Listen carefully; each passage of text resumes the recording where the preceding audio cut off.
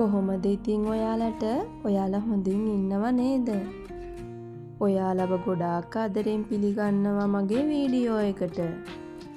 මේ ඉතින් පෙබරවාරි 1 වෙනිදා පෝය දවස.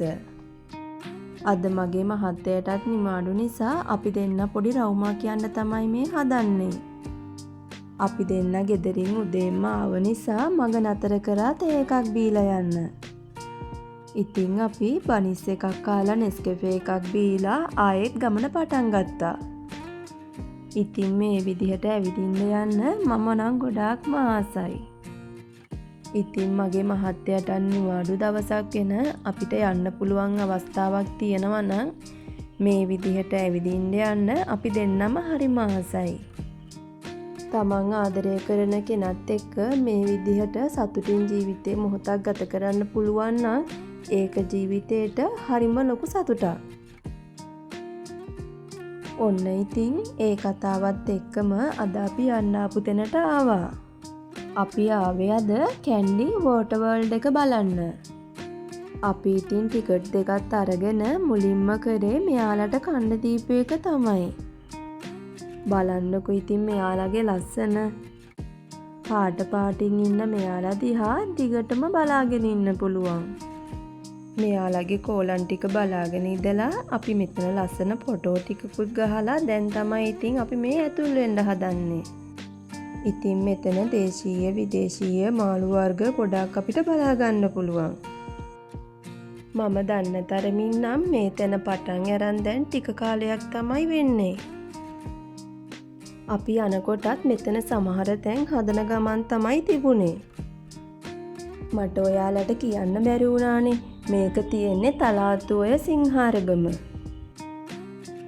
මෙතන ටිකට් වලට ලොකු එක්කෙනෙකුට රුපියල් 1200කුත් පොඩි එක්කෙනෙකුට රුපියල් 800කුත් වෙනවා. ඉතින් මේ 1200 ටිකට් එකට අර මම මුලින්ම ඔයාලට පෙන්නුවේ කාෆ්ලා වගේක් එයාලට අපිට කෑම දාන්නත් පුළුවන්. තව මෙතන කුරුල්ලෝ ඉන්නවා. අපිට එයාලට එතන කෑම දෙන්නත් පුළුවන්. ඉලක්කෙට වෙඩි තියෙන ගේම් එකක් තියෙනවා මෙතන. අපිට ඒකට යන්නත් පුළුවන්. ඉස්සර නම් මම මාළුන්ට ඒ තරම් කැමති කෙනෙක් නම් නෙවෙයි. ඒත් මගේ මහත්තයා නම් මාළුන්ට ගොඩාක් කැමතියි. අපේ ගෙදරත් දැන් මාළු ඇති කරන නිසා මාත් දැන් මෙයාලට ගොඩාක් කැමතියි. මත්ස්‍යයන් පිළිබඳ ලොකු දැනුමක් නැති කෙනෙක් මෙතනට ආවත් අපිට මෙතනින් ලොකු දැනුමක් ගන්න පුළුවන්. මේ හැම මාළුවෙක් ගැනම ලොකු විස්තරයක් තියෙනවා අපිට මෙතනින් කියවලා බලන්න. එහෙනම් ඉතින් ඔයාලා ටිකක් බලාගෙන යන්නකො මෙයාලා දිහා.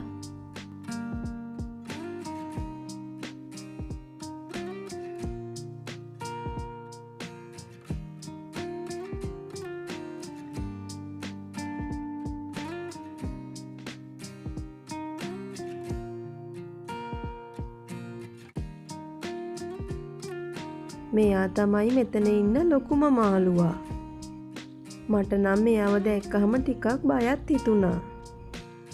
ඉතින් අපි මෙයාලව බලලා ඉවර වෙලා දවල්ට කාලා ගියා හන්තාන බර්ඩ්ස් පාක් එක බලන්න.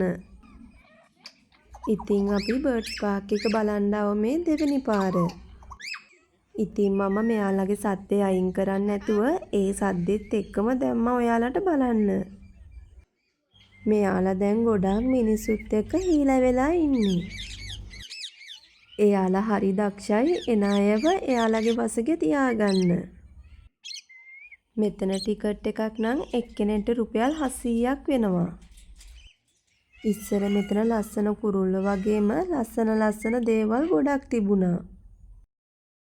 ඒත් මේ පාර යනකොට පහුගිය දවස්වල වුණු ස්වභාවික විපත් නිසා ගොඩාක් දේවල් හානි වෙලා තමයි තිබුණේ. ඒ කොහොම වුණත් මෙයාලා බැලුවහම හිතට පුදුම සතුටක් දැනෙන්නේ. මාළු කුරුල්ලෝ වගේ අය අපේ ස්ට්‍රෙස් එක නැති කරන්න ලොකු බෙහෙතක් කියලා තමයි මට හිතෙන්නේ. ස්ට්‍රෙස් එකෙන් ඉන්න අයෙකුට මේ වගේ දෙයක් දැක්කහම හිතට ලොකු සතුටක්. ඒ වගේම සැනසීමක්. ඉතින් අද වීඩියෝ එකත් එක්ක දිගටම හිටියට ඔයාලට ගොඩාක් ස්තුතියි. වීඩියෝ එකට කැමති නම් ලයික් එකක් කමෙන්ට් එකක් දාන්න.